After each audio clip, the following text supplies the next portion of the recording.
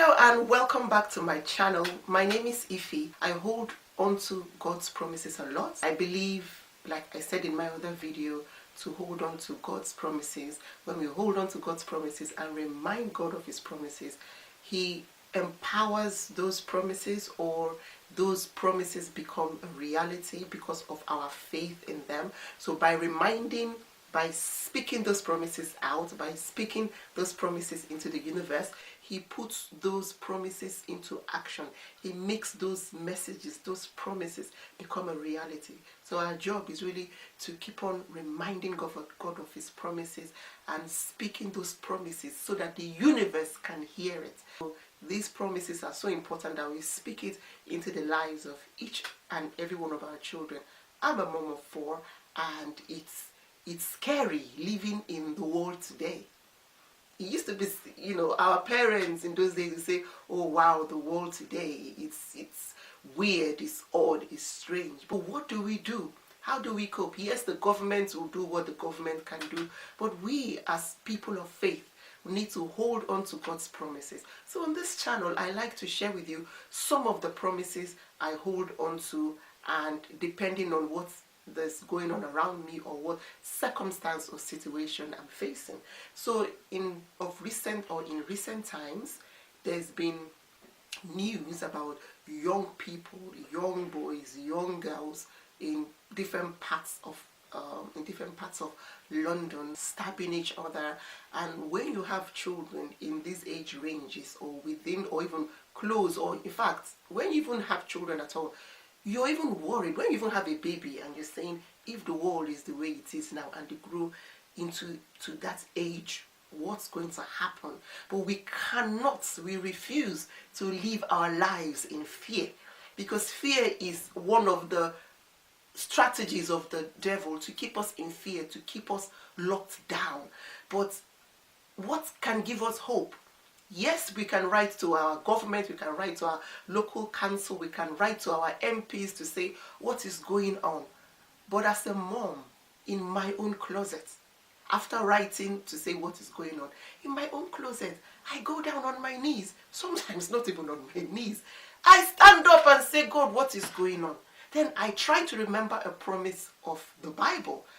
I'm not so good in remembering the promises, but I'm trying my best. And by the grace of God, through this channel, like I said, I'll hold myself accountable and study the Word of God and start digging out the promises I need to hold on to. You need to hold on to God's promises for yourself and for your family, for your children, because your children have no idea what is really going on. So the promise of God I'm holding on to today, and probably for some time to come, is Psalm chapter 91 verse 4. He will cover you with His feathers, and under His wings you will find refuge. He will cover you with His feathers, and under His wings you will find refuge. So He will cover me, He will cover my children, He will cover you, He will cover your children with His wings, with His feathers, and under His wings you will find refuge. Just imagine a hen or a big bird, maybe an eagle, but I'll just use a hen because I've actually seen a hen do that. A hen protects her eggs. Then when the eggs hatch and become little chicks, she protects them. They go under there when it's too sunny or too rainy. She goes there and she just stays and keeps them warm. When anyone wants to come near her chick, or come near her egg or her chick, she'll sort of, do this, and that person will just sort of move away, kind of, and she protects them. And the chicks or the egg feel warm and safe under her wings. If God's promise is that under His feathers, He will cover us with His feathers. You can imagine God's feathers, not the literal, not the physical feathers, but His protection, His ambience, His love, His guidance, His protection. He is protecting us is nothing to Him.